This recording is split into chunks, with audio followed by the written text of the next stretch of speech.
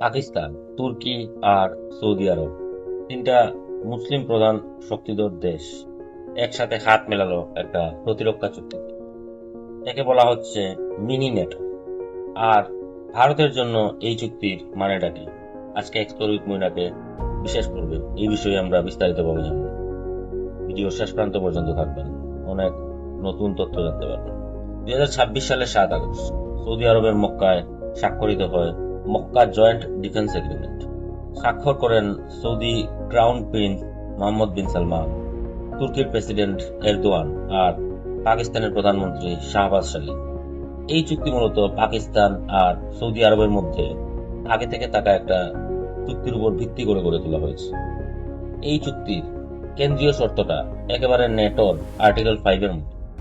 এই চুক্তিতে খুব স্পষ্ট করে বলা হয়েছে তিনটা দেশের যে কোনো একটার উপর সশস্ত্র হামলা মানে তিনটা দেশের উপর হামলা বলে গণ্য হবে।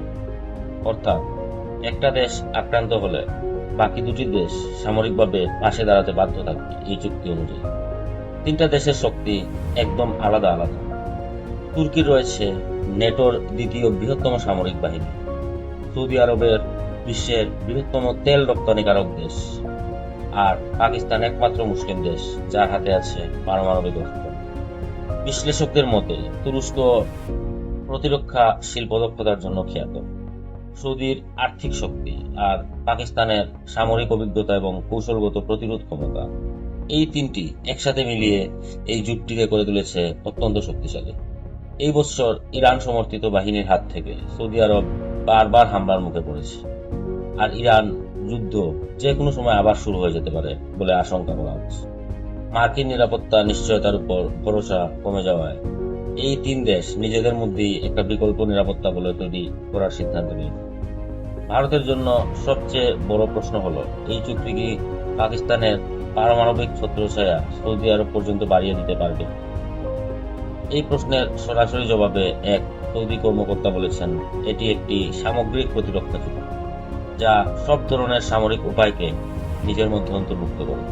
অর্থাৎ প্রশ্নটা এড়িয়ে গিয়েও কার্যত তিনি অস্বীকার করেন। বিশেষজ্ঞদের মতে অবশ্য পাকিস্তানের পারমাণবিক অবস্থান এখনো মূলত ভারত কেন্দ্রিক হুমকি মোকাবেলার দিকেই ঝুঁকে আছে। বিশ্লেষকরা আরো মনে করেন এই জোট পশ্চিম এশিয়ায় ভারতের প্রভাব কিছুটা হলেও কমাবে আর পাকিস্তানের সামরিক এবং ভূ রাজনৈতিক অবস্থানকে আরেকটু শক্তিশালী করে দিতে পারে।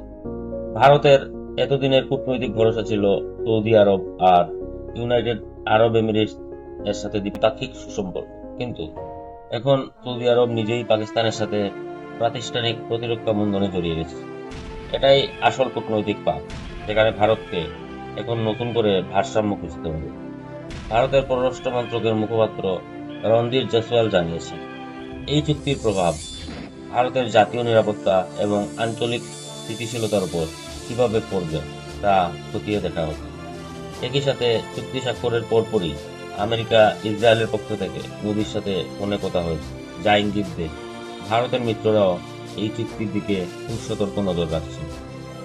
তিনটা দেশ এক হলেও তাদের নিজেদের মধ্যে স্বার্থের কিন্তু ফারাক আছে। ভারতের জন্য বার্তাটা স্পষ্ট, পশ্চিম এশিয়ায় একটা নতুন ধরনের সমীকরণ তৈরি হচ্ছে। ভিডিওটি ভালো লাগলে অবশ্যই শেয়ার করবেন। বিদায় নিচ্ছি এক্সপ্লোর উইথ মইনাক থেকে। সবাই ভালো থাকবেন।